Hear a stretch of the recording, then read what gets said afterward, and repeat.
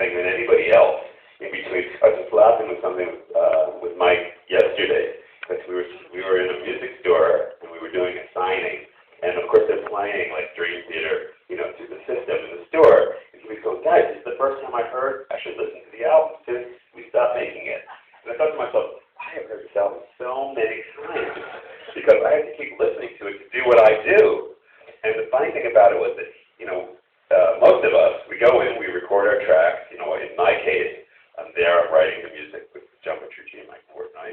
And then those guys, they all do their thing, and everybody tracks. And then we go home. And Mike and John Petrucci, they stay, and they see the album through the whole mixing process. And they're there, and they got to listen to the whole thing over and over. And Mike is the kind of guy who just will listen, he won't go to sleep. He'll just sit there and listen and think about things and rearrange and this and that. So he must have heard the album 3 million times since I left.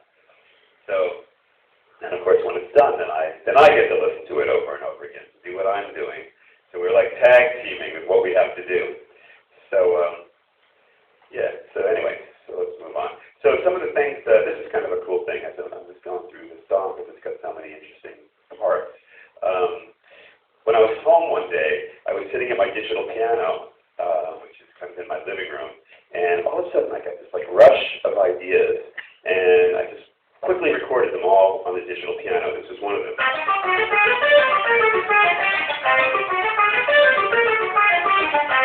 What's interesting about this particular part, to me it sounds like bar talk or something, first of all.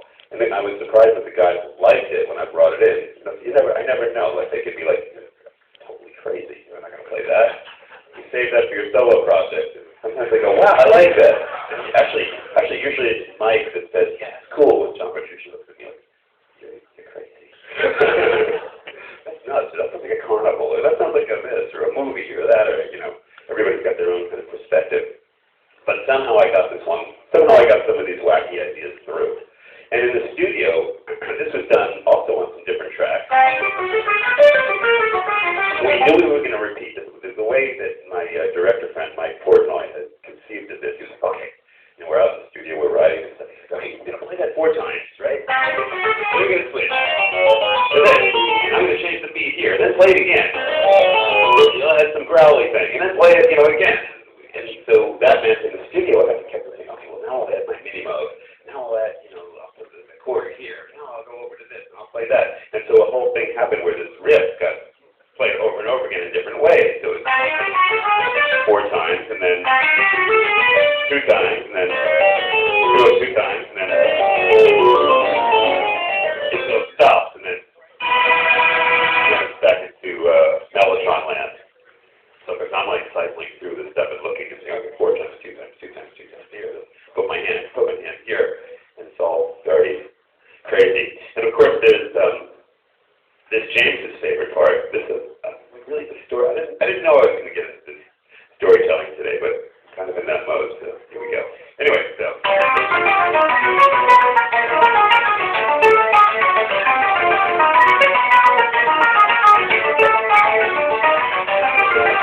this part, this has got kind of a funny story because this part is something that I came up with the day that I was sitting at the piano. And I don't know really why it came into my head, and so I'm sitting there playing.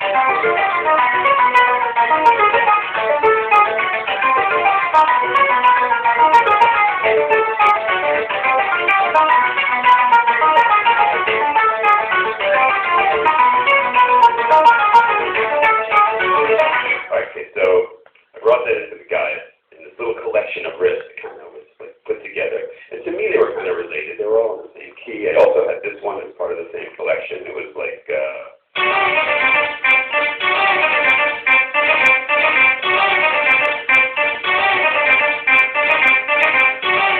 it's all like in the same 15 minutes that I came up with all this stuff and then brought it in to show them. So when I played it for them, as usual, Mike was like, oh, I like that. That's really cool. And John Petrucci gave me a dirty look.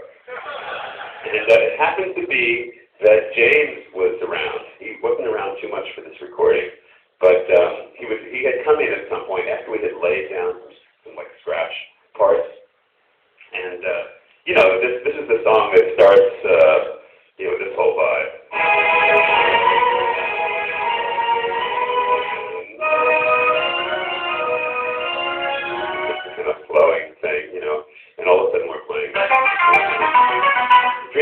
famous for making very quick left turns. It's one of the things we do really well. So probably because I left Juilliard after 1 year, and they left Berkeley after a year. We never stayed on to learn how to write a bridge. So we just like, oh, that's good. And it became part of the style that everybody likes. You never know. So just got to go with the flow. Keep putting it out there. So all right. So I guess James did go to music school. Anybody know? Because he came in, he listened to this stuff. And we were in this. I think right before this whole thing happens, we're kind of.